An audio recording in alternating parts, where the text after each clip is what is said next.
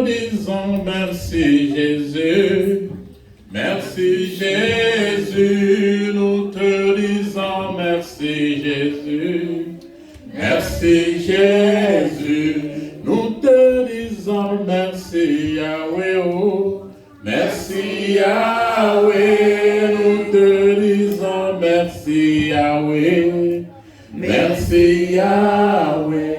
Nous te disons merci Seigneur, merci Seigneur, nous te disons merci Seigneur, merci Seigneur. Comment ne pas te louer Jésus, alléluia, Jésus le roi des rois, le Seigneur des seigneurs. Pourquoi ne pas t'adorer Jésus? Alléluia.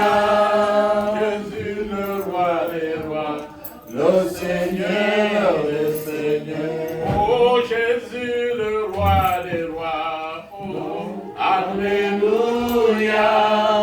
Jésus le roi des rois, le Seigneur des seigneurs. Alléluia. Amen. Alléluia.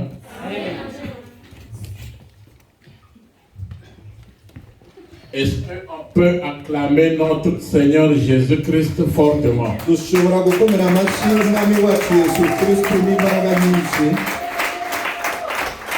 Alléluia.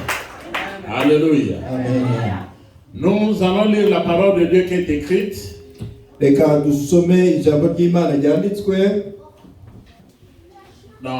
1 Roi, le chapitre 13,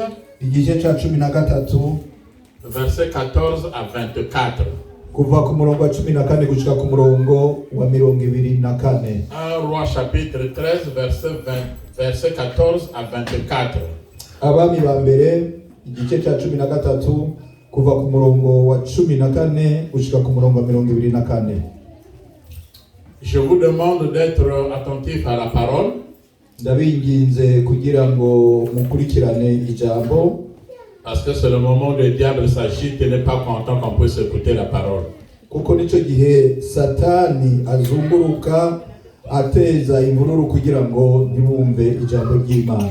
Nous savons compter sur le Saint-Esprit, nous savons compter sur Jésus-Christ de Nazareth. Ariko turizigiye mpemu w'Imana, turizigiye na Yesu Kristo w'i Nazareti.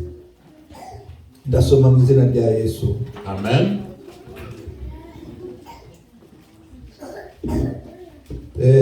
Abami ba mbere igice cya 13 kuva ku murongo wa 14 gushika ku murongo wa 24. Akurikirana uwo muntu w'Imana asanga yicaye munsi y'igiti cy'umweroni, aramubaza ati, mbega ni we muntu w'Imana waje uva i Buyuda? Nawe ati, ego meni jewe. Aramubarira ati, ngwino dusubirane imuhira ufungure. Aramwishyura ati, sinemererwa gusubirana inyuma nawe, canke ngo tujane iwawe, canke ngo ngire icyo nsangira nawe ahantu ari ibyo kurya canke ibyo kunywa. Kuko nabariwe n'ijambo ry'Uhoraho ngo sinze ngire icyo ndya canke ngo nywe n'amazi, kandi ngo sinze nsubire mu nzira nazananye. Nawe aramwishyura ati, naje ndumuvugishwa n'Imana nkawe, kandi umumarayika yambariye avugishijwe n'ijambo ry'Uhoraho ati, genda umugarure umujani wawe umuha icyarya n'icyanywa. Ariko yaramubesha. Nuko basubira inyuma, bashitsi we amuha icyarya n'icyanywa. Bakiri ku meza, ijambo ry'Uhoraho riza kuba muvugishwa yamugaruye. Avuga n'ijwi rirenga abarira uwo muntu w'Imana yavuye i Buyuda, ati, uku ni ko Uhoraho avuze, ko wanze kumvira ijambo ry'Imana, ntiwitondere ibyagezwe byiwe Uhoraho Imana yawe, ariko ukagaruka ukarya ibyo kurya ukanywera n'amazi ahantu yakubujije, ngo ntuzugire icyo urya canke icyo kunywa, nuko rero umubyimba wawe ntuzoruhushika mu mva y'abasokuru. Hanyuma amaze kurya no kunywa, wa muvugishwa yamugaruye amushirira ibyo kwicara ko ku ndogoba, nuko aragenda. Araheza ahura n'intambwe iramwica, umubyimba wiwe urambarara mu nzira, indogoba ihagarara iruhande, intambwe nayo ihagarara iruhande y'uwo mubyimba nyene. Mwakira ijambo ry'Imana. Amen. Quand je prêche cette parole, moi-même ça me fait mal et ça me fait peur. Niko ndabwiriza iri jambo naje ubwanje birambabaza kandi birantera n'ubwoba. Si Jésus-Christ est appelé pour faire son œuvre, fait l'œuvre sérieusement avec un seul cœur. Niyaba Yesu yaguhamagaye gukora umurimo wiwe, ukorere mukuri n'umutima umwe kandi ugororotse. Pour bien comprendre ce texte, vous allez lire à la maison, dans toujours 1 Roi, le chapitre 13, mais à partir du verset 1 à 6. Vous commencez à partir du verset 1 à 6. Pour ceux qui peuvent lire même ici pendant que je suis en train de prêcher, il n'y a pas de problème. Kugira mushobore gusobanukirwa neza iki gisomwa, musubire musomaho nyene mu Bami ba mbere igice ca 13, ariko muhere ku murongo wa mbere ushika ku murongo wa 6 kugira mwumve neza ibi bivuzwe. Le thème, je l'ai intitulé oui ou non. Point d'interrogation. Umutwe w'amajambo nawise ego canke oya. C'est tout. Nico cyonyene. Mais c'est très profond. Ariko ni ibintu byimbitse. Alléluia. Amen. Oui ou non. Ego canke oya. Cette histoire, c'est l'histoire d'un prophète. Iyi nkuru ni inkuru y'umuhanuzi. Et un vieux prophète. Umuhanuzi akuze mu myaka. Et un roi. N'umwami. Le roi, c'était Jéroboam. Umwami yari Yeroboamu. Il était roi en Israël. Yari umwami wa Isirayeli. En ce temps-là, Israël était divisé en deux. Ico gihe Isirayeli yari igabuyemo kabiri. Suivez-moi très bien pour que nous puissions rentrer dans ce texte que nous venons de lire.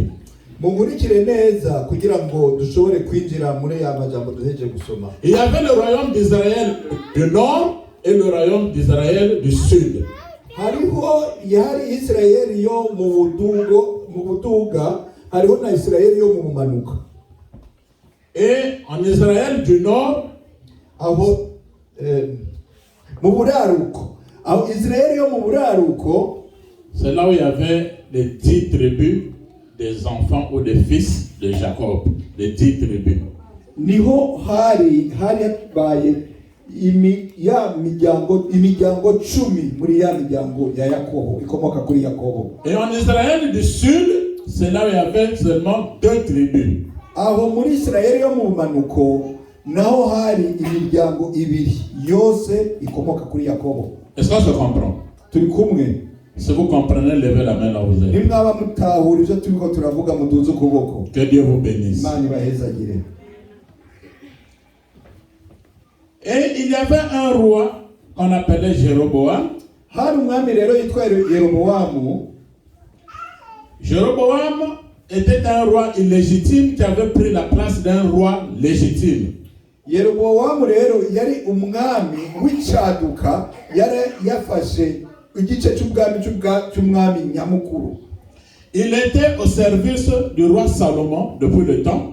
Yeroboamu rero yakorera Salomo, umwami Salomo. Et le fils de Salomon, qu'on appelait Roboam, umuhungu wa Salomo yitwa Reboamu. Roboam, sa mère s'appelait Nam. Nyina wa Reboamu yitwa Namu.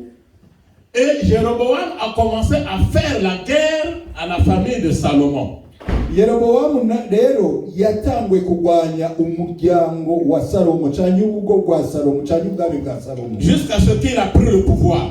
Ushikaho nawe aronka ubwami bwiwe. Mais en prenant le pouvoir, il y a eu quelque chose qu'il a fait qui n'avait pas plu à Dieu. Ariko amaze kuronka ubwami hari icyo yakoze Imana itashimye. Il avait arrêté et suspendu tous les sacrificateurs, c'est-à-dire que ceux de Lévite et qui venaient de la tribu de Aaron, ils les avaient suspendus, ils ne pouvaient plus faire de sacrifices, mais prier un Dieu, le Dieu d'Abraham, d'Isaac et de Jacob. yari yarahagaritse abahereji bose bakomoka mu muryango wa Aroni ari bo b'Abalewi ntabwo bashobora kuba bagihereza Imana bagitanga ibimaze by'Imana nzima, Imana Ibrahamu, Isaka na Yakobo. Et il a fait un autel à Bethel. Hanyuma yubaka ingoro i Beteli. C'est là où maintenant il était en train de donner des sacrifices à Satan et non à Dieu, le Dieu d'Abraham et d'Isaac et de Jacob. Naho yari yatanzwe guherereza Satani hagukomeza guhereza Imana nzima. Yesu ashimwe. Amen. Qui peut nous lire ça dans 2 Chroniques, pardon? Ninde bisomera mu ngoma ya kabiri. 2 Chroniques chapitre 11 verset 13 à 16. 2 Chroniques chapitre 11 verset 13 à 16. Vous allez comprendre ce qu'ils sont en train d'expliquer. Chapitre 11 13 à 16. Turasoma mu izina rya Yesu. Amen. Maze abatambyi n'abalewi babaga i Bwisirayeli hose bava mu migabane yabo yose baramusanga, basiga ibikingi byabo na gakondo yabo bajya i Buyuda n'i Yerusalemu, kuko Yerobowamu n'abahungu be babirukanye ngo boye gukorera Uwiteka umurimo wabo w'ubutambyi, ahubwo yitorera abandi batambyi bo gutambira ibigirwamana n'ibishushanyo by'inyana yaremye mu ngoro zabyo. 16. Maze bakurikirwa n'abari bafite umwete wo gushaka Uwiteka Imana y'Isirayeli bo mu miryango y'Isirayeli yose, bagiye Yerusalemu gutambira Uwiteka Imana y'abasekuruza. Alléluia. Alléluia.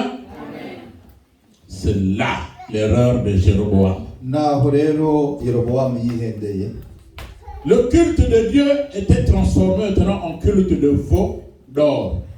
Ugusenga Imana byari byahindutse yabihinduye asigara asenga inka z'izahabu. C'est là où Dieu était fâché. Na Imana yashaburiye. Il a dit non, non, non, non, ça ne peut pas continuer comme ça. Iravuga toya oya ntibishobora gukomeza uko.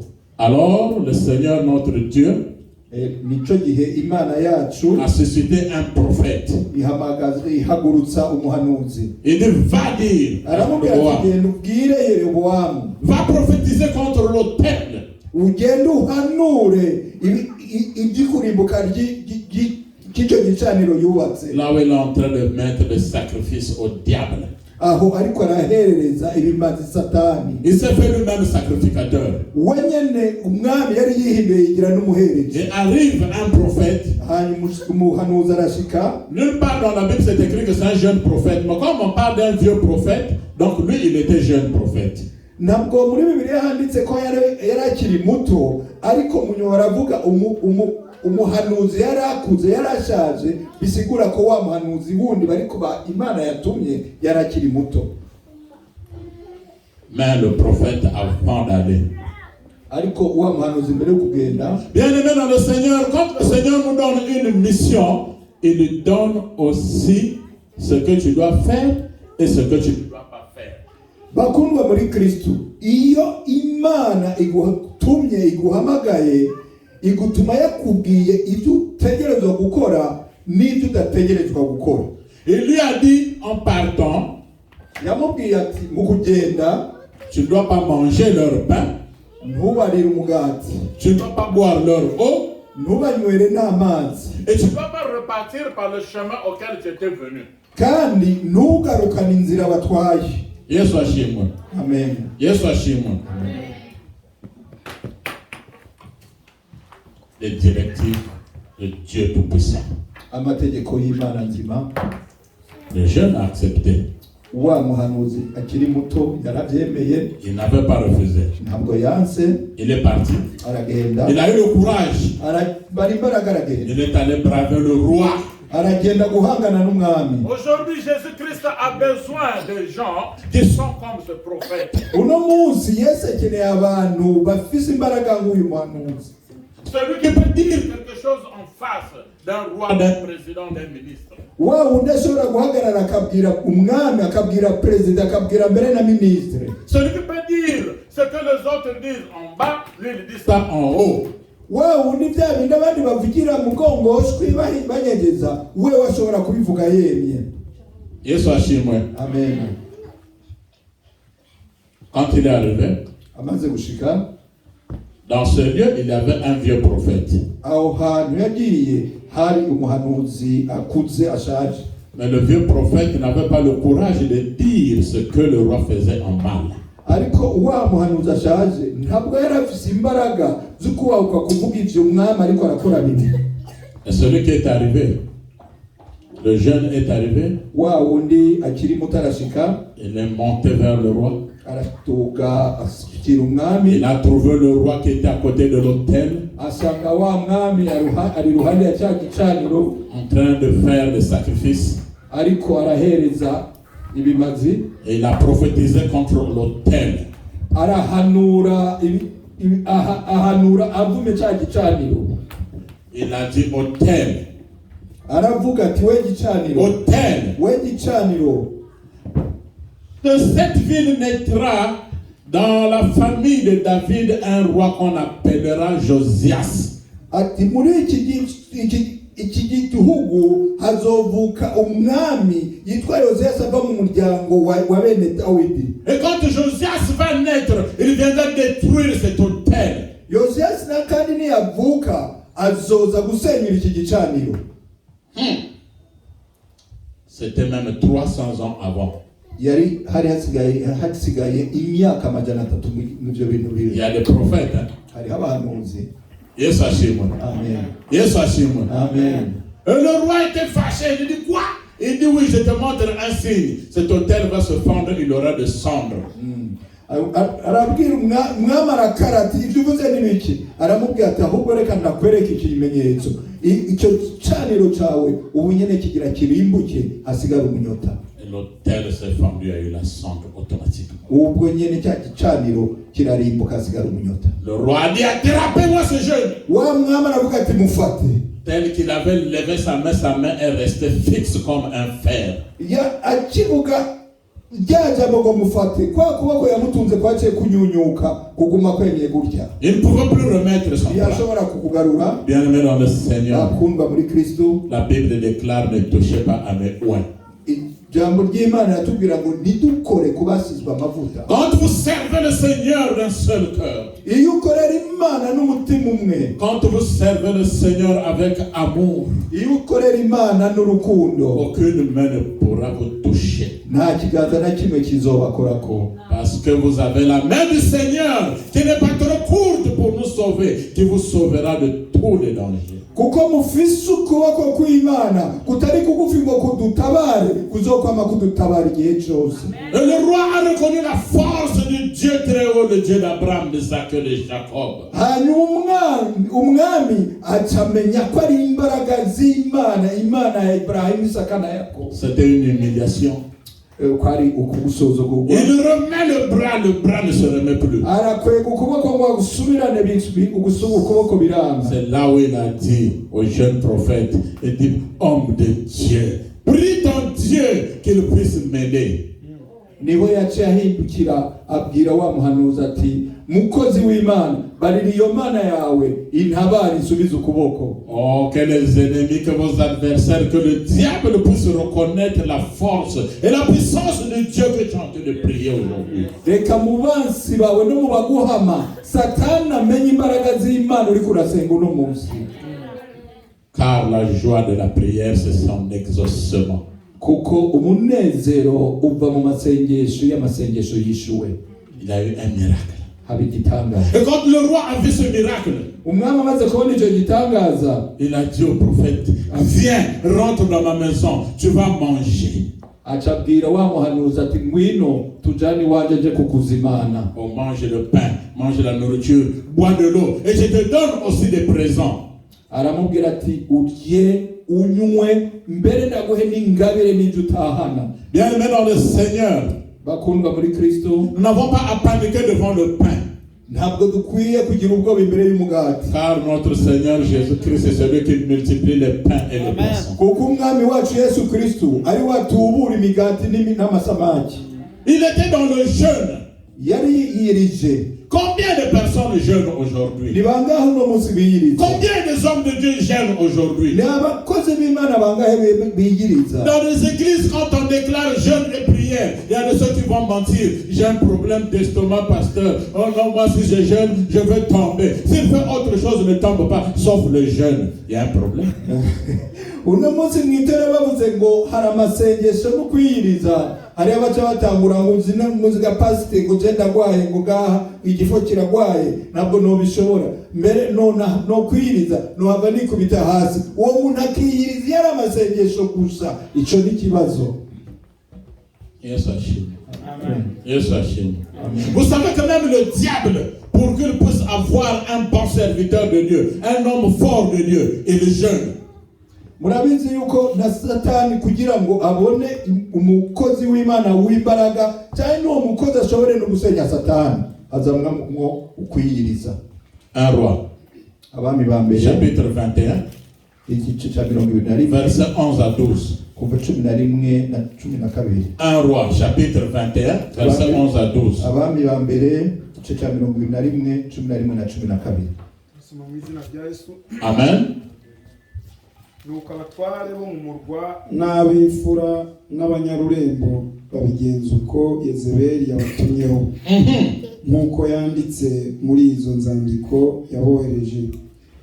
Bategeka abantu kwiyiriza ubusa bashyira Naboti imbere yabo. Alléluia. Amen. Jézabel avait décrété un jeûne. Yezebeli nawe yari yatangaje ukwiyiriza pour tuer Naboth. Kugira yice Naboti. Mais Jézabel c'était le chef, le dieu d'Astarté et le dieu. Ariko Yezebeli yari umukuru w'abasenga ibigirwamana. Il y avait Astarté et Baal. Daba yari na bya Astarté yitwa ikibuga. C'est-à-dire le dieu de magie. Ni Bayali muramuzi sivyo? Ni imana y'ikigirwamana, imana itari imana. Oui, vous connaissez qu'il y avait 400 prophètes de Baal et 450 prophètes d'Astarté. Total 850 prophètes, de faux prophètes du diable. Murazi ko hari abakozi bose hamwe bara 850 bakorera Bayali n'abandi bakorera Astarté. Elle a déclaré un jeûne, décrété un jeûne. Wenyene naho yakorera bo arashinga itegeko ry'uko biyiriza. Mais c'était pas un bon jeûne de prière. Ariko ni kwari kwiyiriza kukuri. Donc le diable connaît le secret de jeûne. Mais nous qui sommes des chrétiens, on n'arrive pas à jeûner. On jeûne de 6h à 12h, on commence à trembler. Non, je dois aller préparer vite le foufou. Quel genre de chrétiens nous sommes? Mugabo twebwe turaba Kristo n'abakozi b'Imana nzima ntabwo dushobora kwiyiriza. Twiyiriza amasata tuyashika 5 tugatangura ngo biranze tukaja gucunga ubugari. Oui, même Jésus-Christ a dit qu'il y a de ces esprits, des démons qui ne peuvent sortir que par les prières et les jeûnes. Na Yesu bwiwe yaravuze yuko hariho amademoni, hariho imyuka mibi udashobora gusenga utahereye ku masengesho y'ukwiyiriza. Matthieu 17 Matayo 17 verset 21. Umurongo wa 21. Matthieu 17 21 nous dit quoi? Matayo 17 umurongo wa 21. Matthieu 17 21. Amen. Ariko bene uwo ntavanwamwo n'ikindi kiretse gusenga no kwiyiriza ubusa. C'est pas ça? Alléluia. Les jeunes, il y a que ces esprits-là ne peuvent sortir que par la prière et le jeûne. Imyuka nk'iyo ntabwo ishobora gusengwa atabaye ukusenga no kwiyiriza. Il y a même un passage biblique qui me fait même honte. Hariho n'umurongo w'Imana umwe uhebukantera n'isoni. Yes, Amen. Si vous n'arrivez pas à jeûner, il faut qu'on appelle que les animaux viennent vous montrer la leçon du jeûne. Même les animaux avaient jeûné. nimwaba mudashobora kwebwe kwiyiriza, hari ibikoko bikabereka ugene kwiyiriza kuko n'ibikoko byariyirije. Yesu ashimwe. Amen. Jonas, Muri Yonasi chapitre 3, Yona igice cya 3 verset 5 à 7. ku murongo wa 5 gushika ku 7. Jonas 3, 5 à 7. Yonasi 3 kuva ku murongo wa 5 gushika ku murongo w'7. Oui, 5 à 7. 5 gushika ku 7. turasoma mu izina rya Yesu.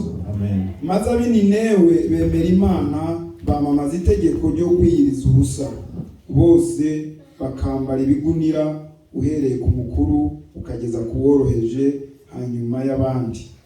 Ijambo rigera ku mwami w'Ininewe, ahaguruka ku ntebe ye y'ubwami, yiyambura umwambaro we, yambara ibigunira, yicara mu ivu. N'est-ce pas? 5 à 7. 5 à 7. Reka dusome n'uwa 7. Ategekana itegeko n'abatware be b'intebe, baryamamaza i Ninewe bati, umuntu wese yoye kugira icyo asogongeraho, kandi amatungo y'amashyo n'imikumbi bye byoye kurisha, ariko kandi byoye kunywa n'amazi. Kunywa n'amazi, c'est boire. Les animaux ne devaient pas boire ni manger. Yesu ashimwe. Ibikoko ntibyategerezwa kunywa n'amazi. Yesu ashimwe cyane. Mais maintenant, toi, quand ça fait 2 heures, 3 heures, peut-être tu commences à trembler. Je vais tomber. Quand tu dors à la maison, là-bas, tu ne tombes pas. Oui. Ariko wewe iyo utanguye iyo umaze amasaha 3 wiriza utangura kujugumbira ukavuga ngo ngirungwe, ariko uriko uratamba muhira ntabwo wigera wikubita. Et le roi, n'umwami, toute la population de Ninive, n'abantu bose, même les animaux, mbere n'ibikoko ont jeûné. bose. Une église qui ne jeûne pas, itorero ritiyiriza, une église qui n'est pas dans la prière, itorero ritari mu masengesho, c'est la merci du diable. iba iri hafi ya Satani. Une famille qui n'est pas dans la prière, Umuryango un udasenga, chrétien qui ne jeûne pas beaucoup, umukristo atiyiriza, un serviteur de Dieu qui ne jeûne pas beaucoup, umukozi w'Imana atiyiriza cyane, c'est un passoire du diable. aba ari inzira ya Satani. Yesu ashimwe. Amen. Soyez des chrétiens de jeûne et de prière. Muba abakristo bo gusenga no kwiyiriza. Yesu ashimwe. Amen. Soyez des chrétiens de jeûne et de prière. Muba abakristo bo gusenga no kwiyiriza. S'il y a des miracles qui ne se font pas voir, c'est parce que vous ne jeûnez pas beaucoup, vous ne priez pas beaucoup. Ni haba hati n'ibitangaza mutabona nuko mudasenga cyane kandi mutiyiriza cyane. Faites cette expérience, vous allez voir les miracles qui vont se produire. Murabipime muze mugerageze murabe muze mubone ibitangaza biba. Esther connaît ce secret, Esther Adassa. Esther arazi ibanga ry'ibyo bintu. Reine qu'elle était, Yari umwamikazi. elle avait tout, elle avait à manger,